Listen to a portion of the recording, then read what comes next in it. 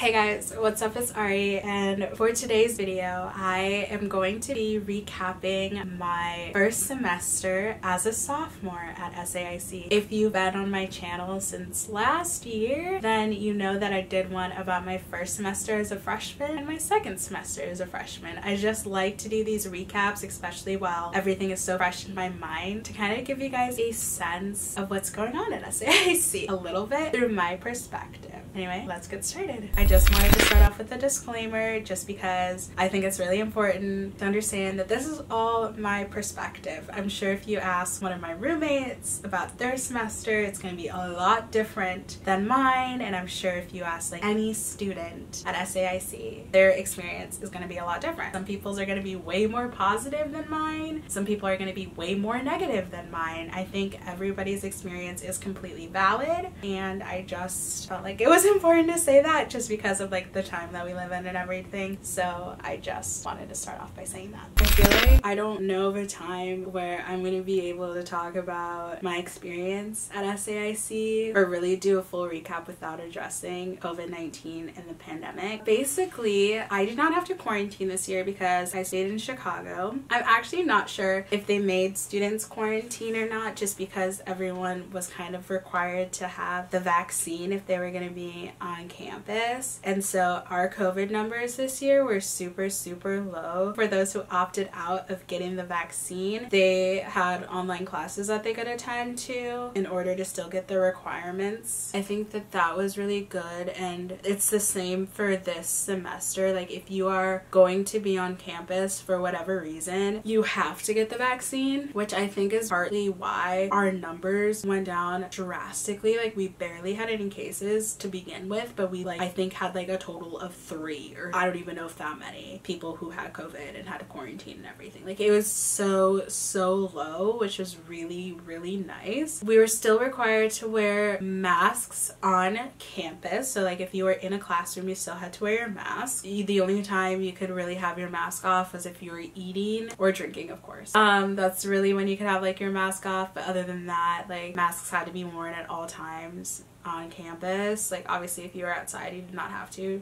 I do truly believe that that's why our numbers are down, and that's why like next semester there's way more in-person classes being offered, which I'm super stoked about, because I came here for the experience of going to college, of going to classes, and not being online and at home all the time. So at first I thought that there was a chance that we weren't going to have to wear masks at all, but that just didn't end up being that way, because Chicago cases started rising when we lifted the mask mandate the first time, which is a little crazy because part of me was kind of like, what did we expect? When the mask mandates were getting lifted, all people did was expect people to follow signs that if you weren't vaccinated, please still wear your masks. But you're asking the same people who are protesting masks or anti-vaccine and all of this stuff to not wear their mask when you're not checking their vaccination cards. So that's kind of like a reason why I genuinely do believe the cases went back up. I just think if we had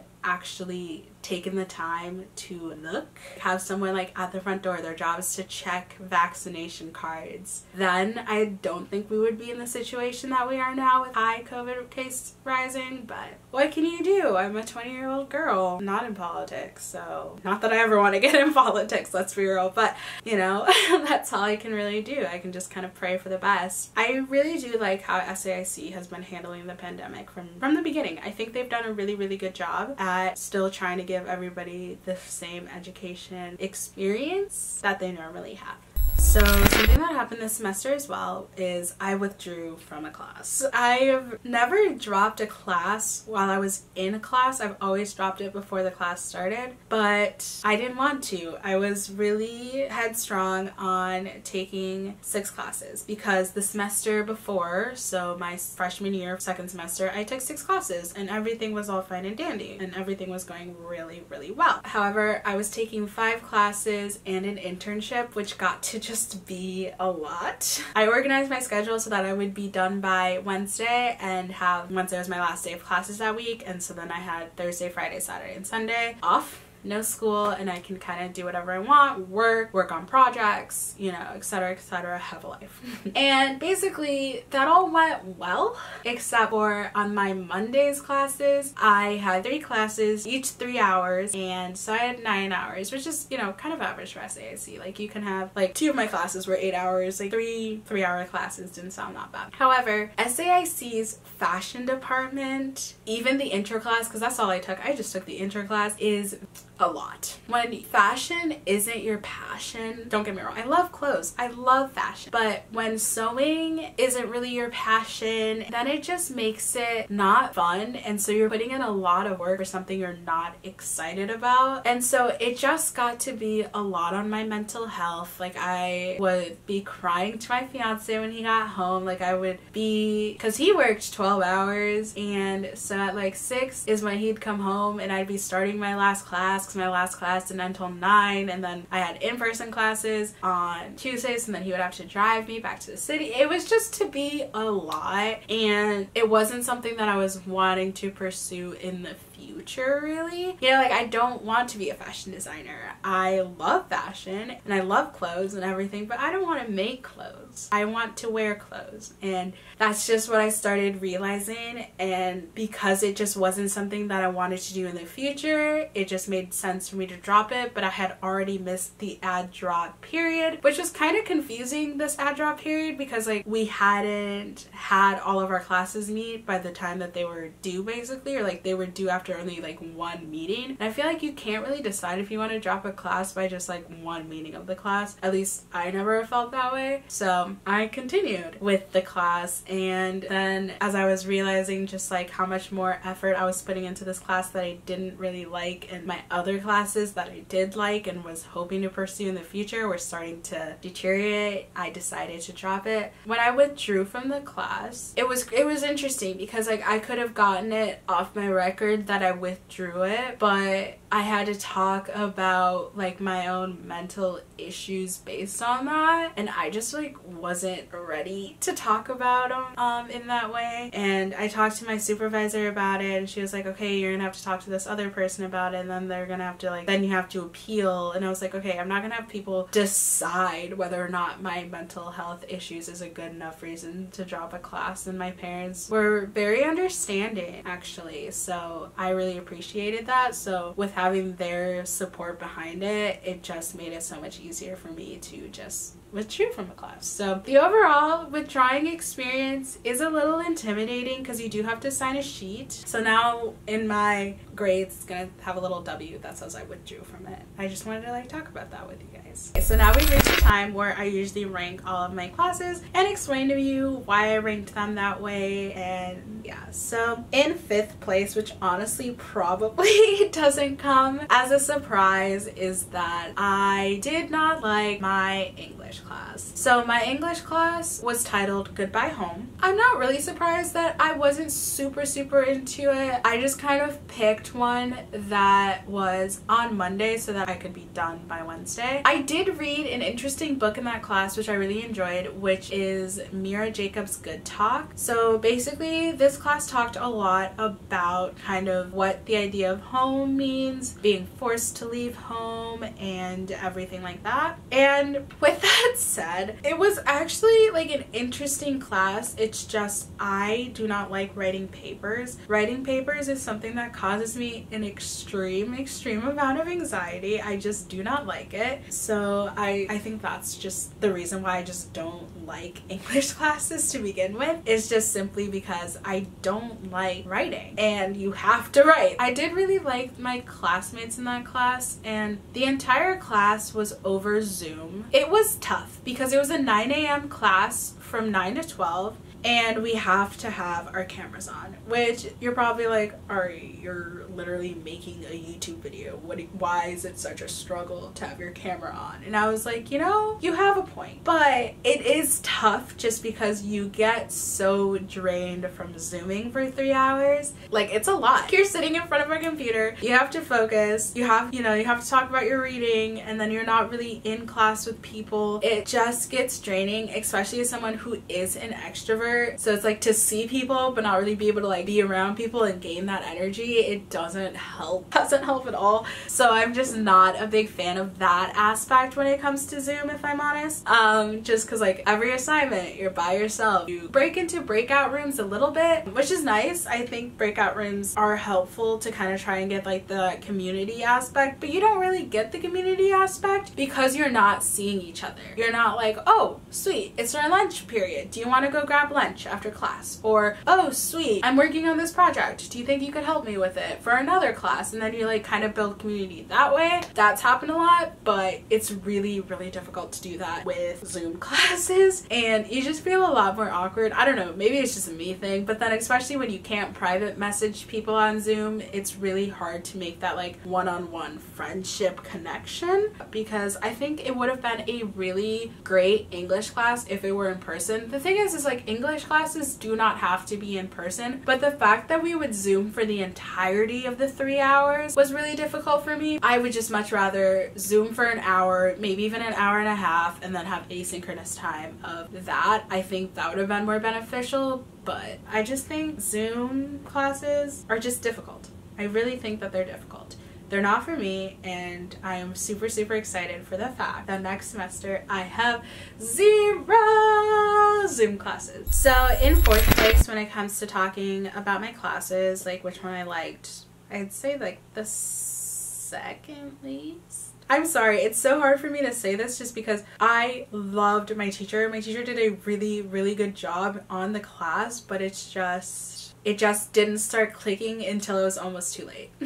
So let me explain. For my second least favorite class, I would say is my large format photography class. What's crazy is I definitely want to keep practicing on large format just because I don't think I gave it as fair of a chance as I should have. I think I just have a really toxic mindset that I need to start working on, where when I think something is really difficult, I don't want to practice. And I'm a little angry at myself because I had so much, I still have a lot of film left. And so I definitely want to keep practicing just because I think whenever my photos did turn out, like I have a few that did, they were really nice. And I just liked the texture. I liked how it looked and I liked everything about it. So I think I really want to keep practicing. However, what made it really difficult about the class was just I missed 2 classes, and you're allowed to miss 2. They were excused and everything, but SAIC is one of those schools that makes it really clear you don't want to miss a class. And this class was really evident to that because it's so technical. Like large format is so technical, and now that I understand the steps and I fully know what I'm doing kind of, it's still difficult to make sure lighting is correct, if your setting is correct and everything like that. It's definitely a difficult medium, but I want to keep practicing it. But I think the class only being a semester long kind of does it a disservice for students who want to explore more. Honestly, I don't think we really have any like full year classes after core, or like if they had like a large format too,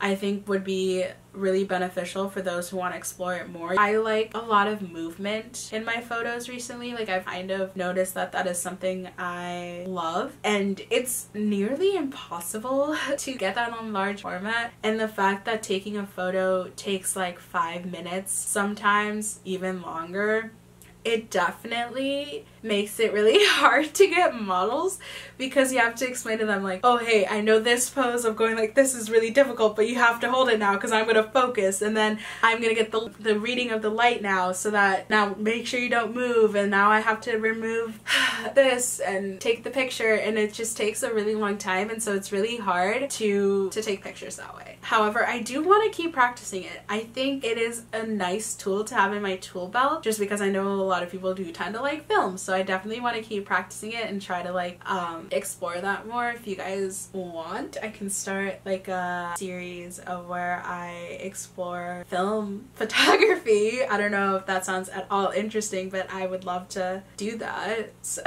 because I just thought it could be fun. Like I could do like episodes with large format, with medium format, and with like 35mm. I don't know. I feel like that sounds interesting. But yeah, I loved my teacher. My teacher was really understanding, and my teacher was really good at explaining everything. But I still think we needed more time on our final projects. I think that would have been more beneficial. Just a thought. I just wasn't a huge fan of the class, but my teacher was great, but the medium is really just difficult. I think if you are going to take this class, make sure you shot film other than 35mm your sophomore year of high school, because that's what I did.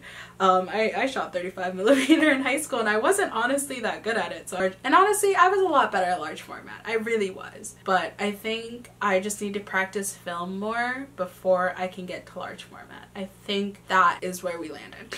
In a solid third place of this semester's courses, I would definitely say that it was my internship. So I genuinely did like my internship. I thought it was great. It's just a lot of the work got to be less of what I was taking and more like what other people were making, and then I had to edit them, which was interesting, which I was not super excited about because I would much rather have, you know, been editing my own work and so that I could post it. But I ended up editing a lot of people's works, which I don't know, you know, like wasn't really what I signed up for. And I think it's really difficult to kind of edit other people's work just because it's like, what did they have in mind when they were making it? Like I, you know, try to get into other people's works. A lot of people told me to just edit it how I would edit, but it just kind of got hard just because I'm like, I want to do a good job. I definitely spent more hours than I needed in my internship, but that's okay. With my internship, it almost feels like it's two separate classes. So you have the actual internship, so what the supervisor wants you to do. So mine was, I was a fashion photographer and videographer for this fashion brand that's up and coming. It has like African prints. I have a video where I went to DC Fashion Week, so if you guys are interested in kind of like what that looked like, you can link it here or link it there. I don't know where it is. You can kind of get a feel of like what the clothes kind of look like, and I had to be the photographer and videographer for it, so which was great. But they had a lot of photography and videography interns, which is also good just because like if you can't make it to a shoot, you know that there's a lot of backups. But at the same time, I ended up having to edit some of their photographers and videographers' works, which I was like, why can't they edit themselves, you know, kind of thing. But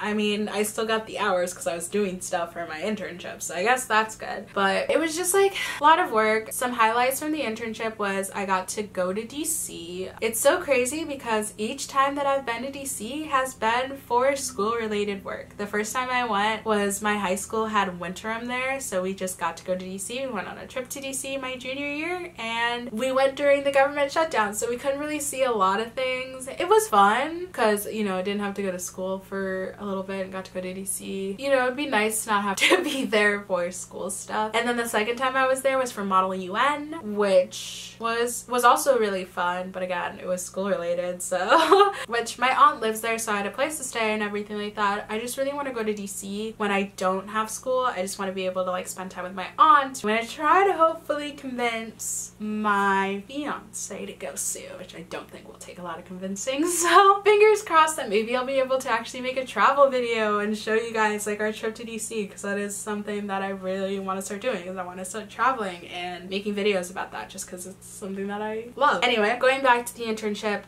I really did enjoy it because I started figuring out what I want to do with my life and career. So I love fashion photography. I never really thought about it as a career choice just because I grew up in a small town and the type of photography and videography that really anybody knew of was weddings, which is great. Like, I love couples. I'm so excited to shoot weddings and everything, but I never thought as fashion photography as a possibility, really. And so this internship really did make me see that it is 100% a possibility, because within the internship I started looking into how to become a fashion photographer. Like, what do you need to do? It was just really, really cool and eye-opening, and seeing a bunch of different fashion photographers that I'm following on my Instagram and just like getting really inspired, and I really just like that. And so then it like kind of helped me narrow down that I want to have a photography business. But this internship has really, really inspired me to pursue fashion photography, and I can't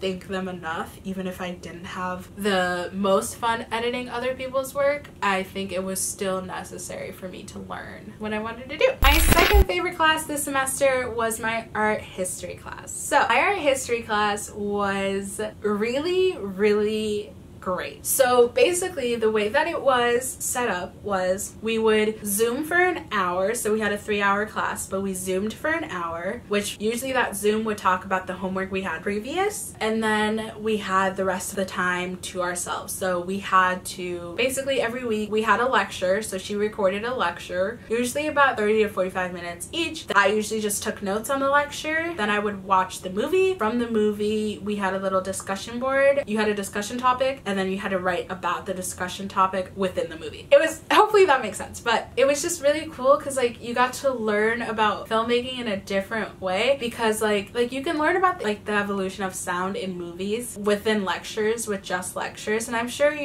you'll learn a lot. However, the movies that we had would play specifically to what we were talking about. So for example, when we were learning about sound in filmmaking, we watched Singing in the Rain, and it was like a comedic way of learning that. Then for mise en scène, we watched The Love Witch, and you can see how carefully every single like set design, lighting decision is made throughout that film. And so it's just really cool. And there were so many cool movies and fun movies we got to watch throughout the semester, which was great. The only thing that like I didn't love was we had a midterm paper, which was on Spike Lee's Do the Right Thing, which was actually a really fun paper to write, and I actually did pretty well in that paper. So that was our midterm assignment. We had kind of 2 parts to it. We had a first draft and a rewrite, and then we also had a final exam in that class. Which the final exam wasn't too difficult. It was just like going over specific terms and specific ideas that we had learned throughout the class, and just making sure we were paying attention every week and stuff. So it was a fairly easy, low pressure class with the exception of the midterm and the final exam. So that's why I really liked the class. And lastly, my favorite class this semester, which was super fun, was my 16mm class, because it just was a lot of fun. I'm used to a lot of my film projects being a little bit more serious, like I've done, you know, mental health topics, and this one, I mean, I guess we kind of worked on mental health in a way in our first project, but it was a music video, and it was just like a lot of fun, and I got to shoot it on 16mm, and I felt a lot more confident than I did with my large format class, which is crazy because we only had like one major assignment where I used 16mm and I was a cinematographer, but it turned out so great. I learned a lot, and I definitely want to use 16mm in the future just because I feel really comfortable with it, and it was really fun, and I liked the project we got out of it. So I am a little worried that I'm a little rusty now, but I'm hoping to maybe use it next semester in like a project or 2, so we'll see, just because I did really like it, and I made a lot of friends in that class that I'm super excited to work with in the future for projects. It was just like a really fun and wonderful class, and my teacher was so great, and yeah, it was split up, so we had in-person and online, so it wasn't like every other week or anything like that. It felt kind of random, but we would have in-person class to do technical stuff, make sure we knew how to work the camera, make sure we knew how to work lighting, and then our online classes were to look over projects that we had finished for this semester, which was great. Yeah, we just kind of finished our class online. Alright guys, that is all I have for today's video. If you enjoyed it, please make sure to give it a huge thumbs up, and don't forget to subscribe to my channel if you haven't already, and comment down below any questions you may have about SAIC, and I'd love to do a Q&A, and I will see you guys next time.